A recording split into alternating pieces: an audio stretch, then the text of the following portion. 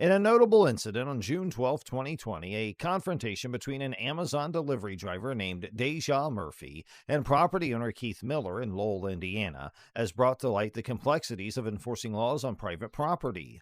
The incident, originally reported by the Times of Northwest Indiana and discussed on Lackluster's channel, involves issues related to traffic laws, private property rights, criminal confinement, and police authority. The situation unfolded when Miller, convinced that Murphy was speeding on his property, employed his truck to block her exit. Good luck, buddy. No. Bottom line is, I need your ID. Sure. You're going to pull your truck in your driveway. Yep. I'm going to get her information. I'm going to do a report, and we're going to go about our day. I'm going to get my wallet from my office. Huh? No, you're not. You're going to just give me your name and information. Oh, sure. I'm going to. You want me to write it down for you? Yeah. I don't need. I'm not spending all day with this. This is ridiculous. I asked, and we have since put cameras up. I just said, what's your last name? Down. Miller, Miller. He proceeded to demand her identification, thereby initiating a tense standoff. Responding to Murphy's call, Officer John from the Lake County Sheriff's Department arrived at the scene. He clarified that he lacked jurisdiction to enforce speeding laws on private property, igniting a discourse on the distinction between public roads and private driveways. Indiana's legal framework underscores the limited jurisdiction of traffic laws on private property. State law specifies that highway regulations pertain to publicly maintained roads accessible for vehicular travel. In contrast, a private driveway, such as Miller's property, doesn't fall within this category. Therefore, Murphy's alleged speeding on the driveway couldn't be penalized as a traffic violation under Indiana law. However, exceptions do exist. In certain cases, police can enforce traffic rules on private property where the public's invited. This enforcement relies on local ordinances and agreements between property owners and law enforcement authorities. These provisions empower the police to regulate traffic and parking on private property under specific circumstances. Thank you. Sorry. Pull forward.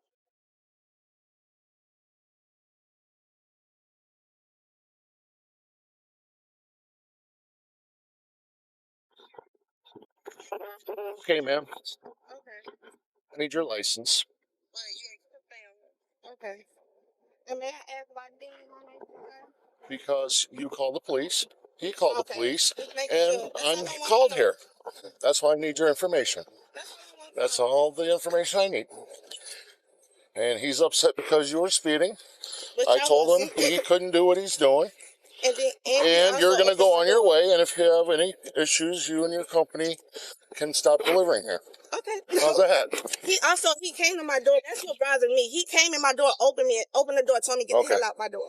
While these local ordinances may not encompass the full scope of state traffic laws, they still grant authorities the capacity to uphold specific regulations. Miller's actions also raise questions about potential criminal charges. Officer Marshall suggested that his conduct might align with the crime of criminal confinement, defined as knowingly or intentionally restricting another person's liberty without consent. That's harassment. You know what? Let's stop. Okay. We're going to do a report. And we're going to go about our day. It's harassment, though. Everything's everything. You know what? That's harassment. There'll be a report on file.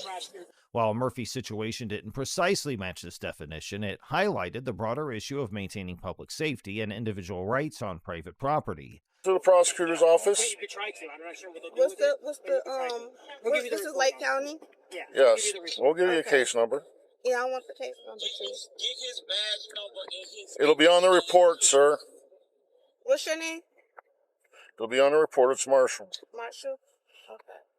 And tell your friend on the phone, That's I'm my not friend. upset That's with you. That's my brother. Oh, That's my brother. you know what? You know what? Everything's going on. That's the only reason why I'm Everyone's fine. We're here. I don't need your brother telling me my job and what we need to do. I think you need to get a hold of your supervisor and tell him Oh, what... no, we already talked. Okay. She was on the phone when all of this Get hold of your supervisor. What's the phone number to reach that? 219-779. The incident also touched on the concept of harassment. However, Indiana law defines harassment as involving communication with an intent to harass, annoy, or alarm another person without legitimate communication. Because this definition doesn't cover in-person interactions, Miller's actions toward Murphy, while unsettling, might not fall within the legal definition of harassment. Fundamentally, the incident underscores the scope of police authority concerning private property and the need to strike a balance between individual rights and public welfare. Indiana's police power enables the state to enact reasonable restrictions on private property to ensure community safety, health, and morality. While the jurisdiction of traffic laws on private driveways remains limited, criminal violations, regardless of the location, can still lead to police intervention. On September 29, 2019, Deputy James and Deputy Zhang from the Shelby County Sheriff's Office in Tennessee, a potentially dangerous engagement unfolded due to their reckless actions. The incident began when the officers responded to a call regarding a package theft based on doorbell camera footage. The complainant, Mr. Aaron Branch's girlfriend's mother, alleged that a neighbor had taken a package from her porch.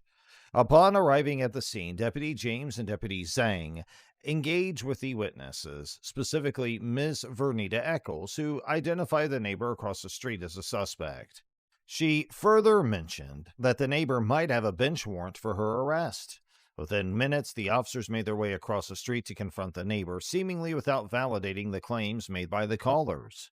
Surprisingly, Deputy James immediately announced his intention to arrest the neighbor without properly investigating the situation. It was during this engagement that Mr. Branch, the original recorder of the incident, arrived on the scene while openly carrying a firearm on his hip. He questioned the officers about the package's ownership, leading to Deputy James ordering him to disarm for officer safety. However, Tennessee law permits citizens to bear arms for self-defense, and there's no requirement to disarm themselves around officers unless there's a legitimate safety concern. Yeah. Okay, now that box that came off the front porch, did y'all see a name on that box by any chance? We didn't get a chance to look at it because it was stolen before we got a chance to. Now, if we show you guys what the box looked like, how you doing, sir? Are you an officer, sir? Put your hands up, man. I don't need to put my hands up. This is for officer safety. I don't need to put my hands up. Hold on. I'm telling you right now. Put your hands up. Put your hands up, dude. The situation escalated as Deputy James unholstered his firearm, which Mr. Branch rightly challenged. This action was unnecessary and potentially dangerous escalation, as Mr. Branch was not displaying any behavior that indicated he posed a threat to the officers. Deputy James cited a state statute to justify his actions, but his interpretation was flawed considering the circumstances. Furthermore, the officers threatened to arrest Mr. Branch and his girlfriend for disorderly conduct, despite being on private property. The proper procedures is you're supposed to ask if he has his handgun permit. You don't know. Okay. Yes, I do. Hey, yes, I do. We went to the class. Yes, I do. I don't need to keep my hands up. I haven't committed a crime. Yes, put your gun away. I have not For officer safety. You asked to see his permit. Ma'am. Okay, can he just step in the house then? No, I need that car. We're not talking to you, I'm man. in my car right now. We're not talking to you right now. We're not talking to you Go in right the now. house then. I don't need to go in there. I haven't committed a crime. You have a permit. We're not saying. Where's your permit? Amber, record Officer James. We're gonna make a start today. I'm gonna make a start at James today. I'm gonna make you a start, James. I'm gonna make you a start today. Step away, man. We're not talking to you. Okay. Let me see your permit. Keep this arm up. Let me see your permit. I don't need to keep anything. I can do whatever the This is officer safety. No, sir. Do whatever do what you do. Do your Police job. officers Hold on. Police officers are in your presence. The First Amendment protects speech on private property, and the officer's threats infringed upon this right. Legal precedents underline the special protection for personal liberties within one's home. The officer's subsequent behavior with an unidentified woman, initially detained due to the reported theft, raises Fourth Amendment concerns. While reasonable suspicion justified her initial detention, the officers extended her handcuffed detention in a police cruiser even after she provided evidence that could have dispelled their suspicions. Courts have ruled that such extended detentions could transform investigative stops into arrest, violating the Fourth Amendment. There it is. Okay. That's not You go to how law law school? works. You I did go to law school. Okay, you passed the bar? I did So pass you're the a bar. lawyer? I am a lawyer. Okay. I don't have to Just disarm go in the myself. house. That's not how the Just law go in the works. house. Come here. I'm not Come here. going anywhere with Come you. here. Just go I in have the not house. committed a crime. They know I haven't committed a crime. Okay, They know I have not Amber. committed a crime. Amber, I want you to record them. I'm gonna make stars out of both of them. James ahead. and Zing. I'm gonna make big stars out of them. I love tyrants. I love tyrants like yourself. Either you step inside or you go to I'm a jail. private property. I'm a law-abiding citizen. 5, 4, I'm not your child. Wait, hold on, wait. Two. Go. I'm not his child. No, Bro, you're not scaring nobody with that fucking permit. question or whatever. You're not talking about. Despite these issues, Mr. Branch managed to de-escalate the situation through assertive dialogue. He challenged the officer's actions while maintaining composure and asserting his rights. Eventually, the officers released the detained woman, but not without her being held for an excessive duration. Now, let's move on to the next investigation. In an incident that occurred on July 3, 2021, officers from the Elkhart Police Department were called to respond to a disturbance at a hotel in Elkhart, Indiana. The officers stopped 3 teenagers whom they believed to be responsible for the disturbance and demanded that they identify themselves. As tensions began to rise, one of the bystanders at the scene started recording the encounter. It doesn't matter. Talking about us. It doesn't matter. It doesn't matter. He doesn't want you guys back here. And to verify that, I need your names so that if you do show up again, you can then go to jail. Okay? So what is your name? Before I put you all in handcuffs and take you all to jail. Okay. Then you're gonna. I ain't going to jail. What is your name? Y'all ain't got no ride, man. Yeah, we do. We waiting. Despite the potential escalation, the officers did not conduct a thorough investigation into the situation. According to best practices for police interactions, responding officers are expected to perform comprehensive preliminary investigations, including interviewing witnesses to accurately determine suspects. However, the officers in this case seemed uninterested in investigating further and instead continued to insist that the teenagers provide their identification. Because we can't verify that you are the parent or guardian? We can't do that. So, again, I'm going to ask again before you all go into that. Does that make sense? What is your name? We can't just release it. Let me talk to them. Let's talk about it. But if they weren't part of the confusion, then I don't understand what's going on. I told you multiple times. The boys and bystanders maintained that they were not involved in the initial disturbance, but the officers did not seem willing to consider this possibility. The officers' conduct raised questions about their failure to follow proper investigation procedures, even though there is no legal obligation for police officers to conduct in-depth investigations. You're not in trouble, man. But if you keep playing this game with us, I want him to come out here before I say anything else. They gone. They went out the back door. They went out the back door. No, I'm talking about the manager that said that we was because he know it's not us. No, it wasn't them. Exactly. That's why I want him to come out here. He doesn't want to come out here right now. Okay, Man, he has a job to do, which is inside. No, because he doesn't want you inside. He doesn't want you on the He property. don't know it. The bystander recording the incident questioned the officer's authority to detain the teenagers based on Indiana's trespassing laws. He argued that since the teenagers had not refused to leave the property when asked, they could not be considered trespassing. The officer countered by citing Indiana trespassing law, which allows charges to be brought against individuals who knowingly or intentionally refuse to leave private property after being asked to do so by the property owner or their agent. However, legal precedent indicated that a police officer who is neither the property owner nor an agent of the owner cannot create a trespass violation merely by asking someone to leave and then arresting them for noncompliance. In this instance, the officers were acting in their capacity as police officers and not as agents of the property owner, so their detention of the teenagers on suspicion of trespassing seemed unjustified. You know how easy this is? These are not them. These are not them. These are not them. So would you like these gentlemen also trespass on the property? Or do you, We didn't have nothing to do with it. Yes. No, they had nothing to do with it. All right, man, get my...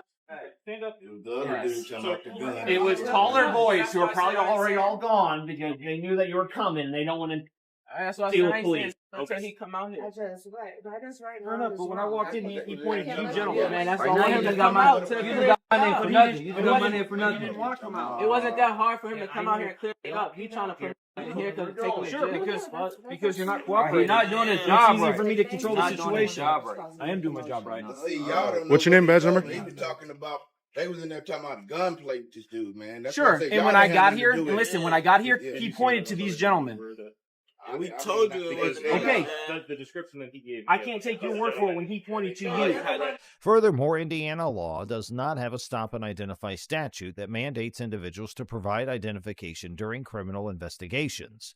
The statute requires individuals to provide identification to law enforcement officers, and that only applies when someone is stopped for an infraction or ordinance violation.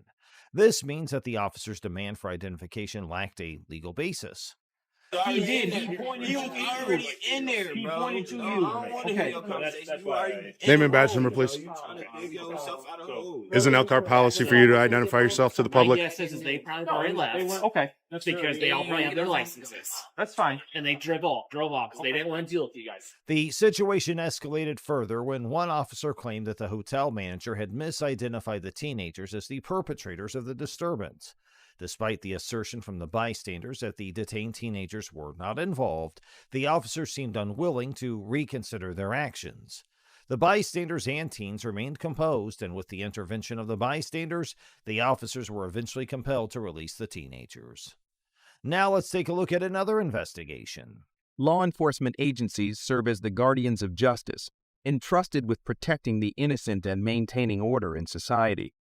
Despite the good intentions of protecting the law, a shadowy underbelly appears, a hidden world populated by people who violate their pledge and dishonor the badge they wear. These dirty cops seriously jeopardize the foundation of a just and equitable society. What do you think should be the punishment for dirty cops? Watch the video to find out the shameful crimes these officers committed. The first incident is where Atlanta police fired one of their own and then released the officer's body camera footage, allegedly showing her mishandling $500 in cash from a homicide victim's wallet, officials said. Officer Keisha Richburg's bodycam footage, released by the Atlanta Police Department, shows the alleged incident unfolding at the scene of a shooting on Marietta Road near the Inman Rail Yard. And Nur Green, 43, was arrested and booked for murder after he allegedly shot Harris in the head because of an argument, police said. Officer Keisha Richburg was at the scene of a shooting in northwest Atlanta when an EMT handed her the wallet of shooting victim Jamel Harris, 29, who later died at the hospital, authorities said. Bodycam video showed the EMT, Kevin Getter, tucking cash into the wallet's fold and not into the main compartment where cash is usually placed, according to footage posted by the Atlanta Police Department on its YouTube channel. When she handles the wallet in her squad car, the cash cannot be seen in the slot where Gator allegedly had placed the money, the video shows. When Officer Richburg transfers the victim's wallet from her right hand to her left hand, it is readily apparent the money is no longer tucked inside the wallet. A police report on the incident reads, Getter confirmed to internal affairs investigators that he gave Richburg the wallet with cash inside. I'm about 90 sure it was money because it was kind of like like money would be folded in half. And I can't imagine it being anything else, he said. Later in the video, Richburg is shown surrendering the wallet to another police officer at Grady Memorial Hospital. Tevin Gator told investigators the money was handed over by a bystander who told him the cash belonged to the victim. I shouldn't have been messing with it because it was a crime scene, but it was just habit from not leaving patients' monies and stuff. So I just picked it up and then realized what I did. So I handed it off to the officer, Getter told internal affairs investigators. Witness Leilani Collier said that she turned in the money to police after finding his wallet and informed Harris' wife of the cash. However, police allegedly told Harris' wife, who was pregnant with the couple's second child, that there was no money in the wallet. An Atlanta Police Department spokesperson said that Richburg did not properly account for the money according to the department's policies and procedures, and Atlanta Police Chief Erica Shields fired Richburg. Officer integrity goes to the heart of what we do here every single day, Shields said in a statement. It's imperative the public have trust in our word and our actions. It's extremely disappointing to see the victim of a fatal shooting be victimized twice by the actions of one of our officers. But the Atlanta's police union disputes the department's claim and said Richburg is now in the appeals process that she hopes will reverse her termination. She didn't know money was in there, Vincent Champion, regional director for the International Brotherhood of Police Officers, told NBC News. The union rep insisted the video footage released by the department is inconclusive at best. They haven't proven that she had the money or took the money, Champion said. We don't feel the officer did that. Do you think Richburg is innocent or guilty? Let us know in the comments. The next incident is proof that social media is becoming a menace. TikTok user and police officer Brianna Strauss left netizens disappointed in the police force after speaking about her privileges. In a video, Strauss was seen reminding viewers that she can speed without getting in trouble. She also said that officers can find a reason to pull drivers over if they stay in front of them long enough.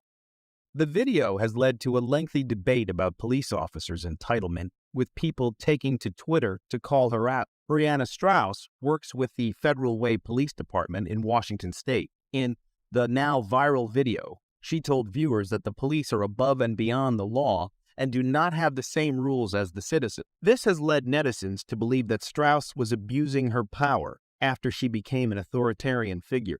If we're driving on the freeway in our police car, get the fuck out of our way. Get the fuck out of the way. If you merge and we follow behind you, and we merge too, you're probably in trouble. Best way to find that out is to get the fuck out of the way. I can go 90 miles an hour. You can't. You can't do that. So get the fuck out of the way. If us officers stay behind you long enough, we can find a reason to pull you over, so you might as well get the fart kick out of the way. The video, which has garnered massive traction on social media, has since been deleted from Brianna Strauss's profile. However, netizens were quick to screen record the video. The video found its way to Twitter as well, where it amassed over 3.5 million views and more than 52.7 thousand likes. Netizens were not pleased to hear the officer's comments, and many were disgusted by her tone and autarkic demeanor. Several internet reasons stated that her behavior of looking untouchable was a reason why they did not believe in the police system. The officer went on to receive a 10-hour suspension, which would mark it as one shift without pay. Additionally, when people learnt of Strauss's suspension of only 10 hours, they were left furious. Many called for the officer to be fired instead of being suspended for such a short duration of time. The Federal Way Police Department conducted an investigation into the video and looked into possible violations of standards. They also looked into the officer's previous disciplinary issues. Commander Kurt Schwann from Federal Way that the police officer did not have previous disciplinary issues. They went on to determine that Strauss broke the department's code of conduct when it came to their social media and personal conduct. Do you think that punishment was enough for the arrogant police officer? The next incident is of a Florida deputy who was caught for drunken driving. According to online booking records maintained by the Pinellas County Sheriff's Office, Shelby Elise Coniglio, 26, was charged with one count of operating a vehicle while intoxicated with a blood alcohol content of 0.15 or more. Florida law presumes someone is too impaired to drive at 0.8. Coniglio served as a constable in the Patrol Operations Department for the Pinellas County Sheriff's Office from September 10, 2018. According to a press release from the Sheriff's Office, St. Petersburg Police stopped Coniglio about 1:37 a.m. at 108th Avenue North and 4th Street North in St. Petersburg. Police said Coniglio showed signs of impairment through slurred speech, bloodshot eyes, and she also struggled to remain steady on her feet, officers noted. Police also said she had an odor of alcohol on her breath. Officers said that Coniglio agreed to perform field sobriety tests, but performed poorly on them, and that she submitted to a breath sample, which indicated she had a blood alcohol concentration above the legal limit.